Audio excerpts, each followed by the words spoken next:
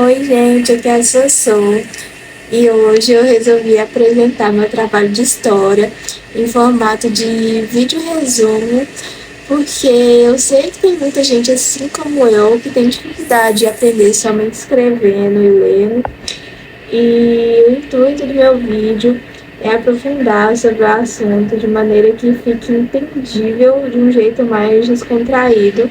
Então eu espero que gostem e fiquem com o meu vídeo. Beijo! Tchau! Bom, hoje eu vou abordar sobre a Revolução Chinesa durante a Guerra Fria. E eu resolvi separar em tópicos para ficar mais fácil a compreensão do conteúdo entre Revolução Nacionalista, a Grande Marcha, o socialismo soviético, as estatizações e as comunas populares que ocorreram nessa época. Eu acho melhor começar realmente do início, ou seja, dos seus antecedentes, para saber o que realmente gerou essa revolução que mudou totalmente a política da China na época. Bom, mesmo que a revolução só tenha se concretizado em 1949, ela se inicia anteriormente, onde a China ainda era um império comandado por várias dinastias milenares.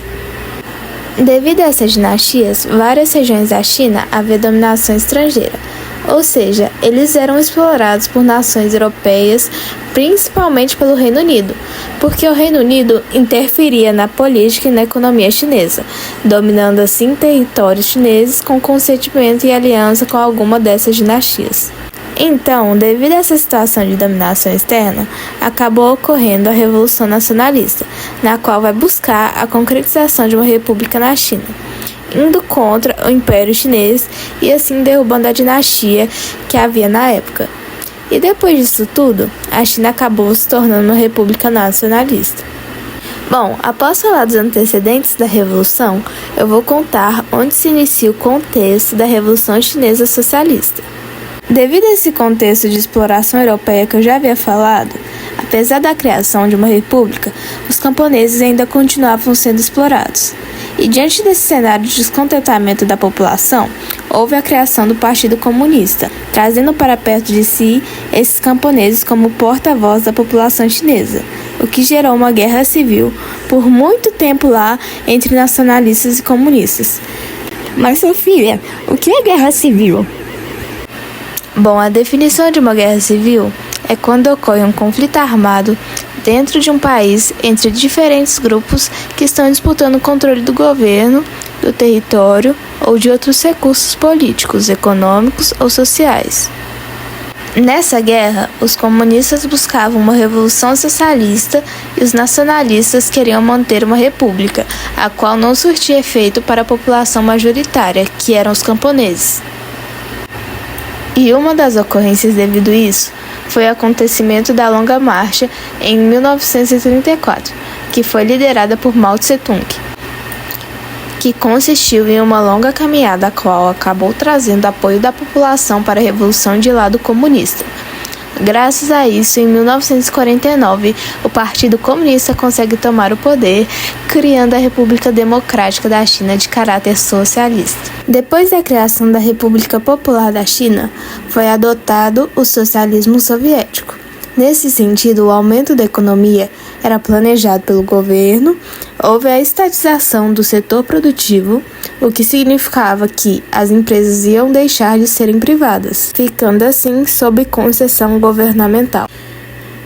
Houve também uma industrialização forçada na tentativa de criar o proletariado para a implementação do socialismo soviético, tendo também um processo de reforma agrária, na qual distribuía as terras àqueles camponeses que eram explorados, garantindo a sobrevivência e trabalho dos mesmos. Devido a isso, foram criadas comunas populares. Mas, Sofia, o que foram as comunas populares? Bom, elas eram nada menos que comunidades populares autossuficientes, ou seja, elas produziam somente o que elas necessitavam, tendo em torno de 20 mil pessoas. Portanto, Mao só implementou essas reformas para buscar industrializar a China, e ele conseguiu, em poucos anos, transformar a China agrária e desatualizada em um dos países com a maior força industrial do mundo. Mas houve um custo perante isso. A mudança repentina das funções de trabalho deixou de produzir a comida necessária para alimentar toda a população, a qual era o dobro da dos Estados Unidos hoje em dia. Essa escassez de comida, junto às perseguições políticas dos opositores do partido, geraram aproximadamente 50 milhões de mortes. O número não é próximo, já que essa informação nunca foi divulgada pelo governo, porém a maioria dessas mortes foi realmente devido à fome. Para finalizarmos, apresentarei 2 hinos de guerra, do lado comunista e também do lado nacionalista.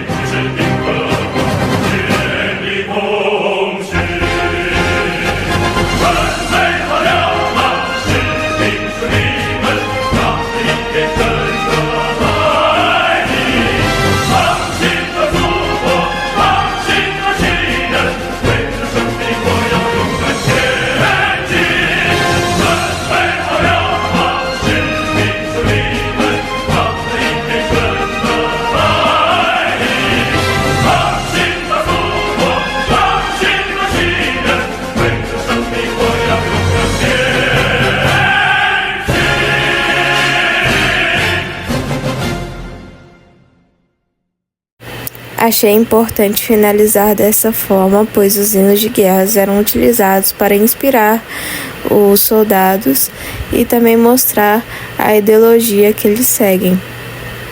Como, por exemplo, no Partido Comunista, a maioria das músicas foram criadas após a vitória da Guerra Civil, com a intenção de promover pela mídia a ideologia do partido.